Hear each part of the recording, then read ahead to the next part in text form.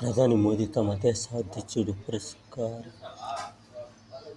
The order of Mubarak al కబీర్తో సత్కరిస్తున్న Kuwait రాజు షేక్ ఫైసల్ కువైత్తో భారత్ చారిత్రక సంబంధాలు 1961 వరకు భారత్ కరెన్సీ చలామణి వివిధ రంగాల్లో 10 లక్షల మంది భారతీయులు కువైట్ ప్రధాని నరేంద్ర మోదీ గుంటూరు మోదీకి ఆ దేశ అత్యున్నత పురస్కారం.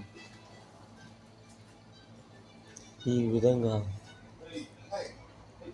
కువైత్తో రాజుల పరంపర. ఈ విధంగా భారతీయులు ఎంతమంది ఆ కువైత్తో పని చేస్తూ ఉన్నారంటే అందరికీ మంచి జరగాలని కోరుకుంటూ, అందరూ కలిసిమెలిసి ఉండాలని కోరుకుంటూ